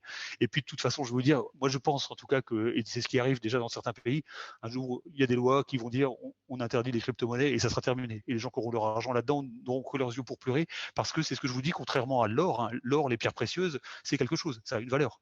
Vous voyez, les actions de Total, c'est quelque chose, ça a une valeur. Un emprunt, une obligation, un signe de dette, c'est quelque chose, ça a une valeur. Mais le Bitcoin, c'est absolument rien, c'est juste un pixel dans un ordinateur. Donc le jour où plus personne n'en veut, où on l'interdit, on l'interdira et ça sera terminé. Donc c'est pour ça que je vous dis, nous, le Bitcoin, on pense que c'est soit c'est une valeur qui va à l'infini parce que tout le monde y croit, mais ça ne marche que parce que tout le monde y croit. Il n'y a aucun sous-jacent, c'est pas du patrimoine, ou ça va au tapis si à un moment donné les gens décident de plus y croire, et c'est peut-être ce qui est en train d'arriver, ce qui commence à arriver en ce moment, quoi. Mais voilà, mais tout à fait, le Bitcoin a joué le rôle de l'or, en fait, ce qui fait qu'il y a beaucoup d'argent sur le Bitcoin qui n'était pas sur l'or, et puis il y a eu une petite balance, on l'a vraiment observé ces dernières semaines, c'est vrai. D'accord, très bien, merci. Et une dernière question, Allez. on entend souvent que le crowdfunding propose des rendements à court terme qui sont très intéressants, avec des taux d'intérêt qui varient entre 5 et 10%. Est-ce que tu peux nous dire ce que tu en penses? Tout à fait. Alors, si vous voulez, alors, le crowdfunding, si vous voulez, pour vous dire, c'est quelque chose qui apparaît vraiment ces 10 dernières années, si vous voulez, hein. Et l'idée, en gros, c'est le crowdfunding, ce sont des plateformes. Donc, quand on parle de rendement, c'est plutôt des plateformes de crowdlending, c'est-à-dire que c'est des sites internet en fait qui se créent, des sociétés avec des sites internet, et si une société, par exemple, a besoin d'emprunter de l'argent, et ben, elle peut soit aller à la banque, d'accord, ou bien elle peut aller sur des plateformes de crowdfunding pour emprunter 100, 200 000, 300 000, 500 000 euros. En général, ça ne va pas beaucoup plus loin que ça, hein, mais ça peut aller jusqu'à 1 million. Une entreprise, par exemple, qui veut emprunter, peut soit aller à la banque, d'accord, soit emprunter, soit dire, indiquer son projet, etc., sur une plateforme de crowdfunding et proposer son emprunt à des particuliers. Et vous avez plein de particuliers, vous et moi, n'importe qui, hein, si vous le souhaitez, vous pouvez aller sur ces plateformes de crowdfunding et puis regarder, ce projet m'intéresse, etc. Tiens, je vais mettre un ticket, je vais mettre 100 euros, 1000 euros, plus si affinité, vous voyez, sur ce placement-là pour prêter cet argent. Et vous avez plein de particuliers qui mettent 1000 euros, ben, ça fait 100 000 euros et l'entreprise a emprunté 100 000 euros. D'accord. Donc le crowdfunding, c'est vraiment un système bancaire parallèle. Vous voyez, voilà. Et effectivement, vous avez raison. Les taux d'emprunt, les entreprises qui empruntent sur les plateformes de crowdfunding empruntent en général entre 5 et 10, et puis c'est même souvent plutôt proche de 10 que de 5%, ce qui sont des rendements absolument stratosphériques par rapport à des placements réputés sans risque. D'accord. Vous voyez, votre placement d'assurance vie en fonds en euros, si vous atteignez ceux qui vont atteindre les 1% cette année, ça vont se compter sur pas beaucoup de doigts d'une main. Et voilà, donc les rendements sont très très faibles, et donc pour avoir 5 ou 10%, c'est absolument évidemment des rendements phénoménaux. Alors nous, en fait, ce qu'il faut comprendre, si vous voulez, là-dedans, c'est deux choses. D'une part, c'est le risque. Le risque est là-dedans. Pourquoi est-ce que, vous voyez, voilà, c'est le risque. Si vous voulez, c'est quand vous prêtez de l'argent à une entreprise, là, l'entreprise va vous le rembourser en vous payant les intérêts, sauf si elle fait faillite. Si l'entreprise vient à faire faillite, vous perdez votre argent. Donc le crowdfunding et le crowdlending, il faut savoir que vous prenez le risque entreprise. C'est pour ça qu'il y a des plateformes qui vous proposent de diversifier, de prêter à plein de boîtes. Mais enfin, si l'entreprise à qui vous prêtez de l'argent perd, vous perdez votre argent. Il y a personne qui se porte garant à part l'entreprise, hein. Donc c'est quand même un risque. Donc c'est vraiment un risque, ce qui justifie un petit peu ce rendement-là, en partie en tout cas, hein. Ça marche, voilà. Par contre, après, si vous voulez, la question qu'il faut se poser plutôt, et en fait, le fait qu'il y ait des rendements à 5 à 10 points, alors que vous pouvez emprunter à la banque à moins de 1% aujourd'hui. Vous voyez, aujourd'hui, une entreprise, elle emprunte à la banque, elle emprunte à 0,80%, vous voyez, même sur 15 ans, ou elle va sur une plateforme de crowdfunding où elle va payer 8% de taux d'intérêt, quoi. C'est gigantesque, hein, sur les sommes. Les 8% de taux d'intérêt, si vous regardez un tableau d'amortissement, c'est phénoménal, d'accord. Donc vous dites, mais quelle est la motivation des entreprises? Pourquoi les entreprises ne vont pas à la banque? pour emprunter, alors que la banque, elles empruntent pas à ces taux-là, hein, mais à 0% ou à très, très proche de zéro, à des taux très faibles, et elles préfèrent aller sur des plateformes de crowdfunding où elles vont payer 8-9% de taux d'intérêt par an sur le capital à des particuliers. Pourquoi est-ce qu'elles font ça? Eh bien, elles font ça parce qu'elles sont refusées par les banques. Si vous voulez, le fait que des plateformes et qui lèvent beaucoup d'argent hein, puissent offrir 5 à 10% parce que des entreprises sont prêtes à payer 5 à 10% de rendement pour emprunter, ça veut bien dire qu'il y a un gros problème financier en Europe, si vous voulez. Ça veut bien dire que les banques vont très très mal, malgré le fait qu'elles disent partout que tout va bien. Elles vont très bien, mais elles font pas de prêts. Elles ont plus d'argent et honnêtement, elles vont vraiment très mal. Déjà avant le Covid, ça allait très mal. Alors maintenant, c'est encore pire. On leur demande de prêter de l'argent à des entreprises qui n'ont pas le droit de travailler à cause des décisions d'État. Enfin, c'est complètement fou pour les banques. Donc ça prouve que les banques vont très très mal. Ça prouve que ce qu'on appelle en technique macroéconomique la transmission de la politique monétaire de la Banque centrale européenne. Vous voyez, la Banque centrale européenne, quand elle met ses taux à zéro, c'est pour que les gens empruntent à 0% ou à des taux très faibles et pour qu'ils puissent s'endetter et investir. Et là, vous avez les gens qui investissent le plus, c'est-à-dire les entreprises, qui en fait, pour beaucoup d'entre elles, n'ont plus accès au crédit bancaire. Et donc, malgré que les taux soient à 1% au niveau du système monétaire, donc tout devrait être autour de 1%. S'il y a un risque un peu plus, ok, on va emprunter à 2,5%, mais pas à 10. 10, c'est complètement délirant, vous voyez. Et pourtant, c'est ce qui existe. Et ça existe pourquoi? Parce qu'il y a un vrai problème financier dans les banques, dans les compagnies d'assurance, dans les dettes d'État en zone euro.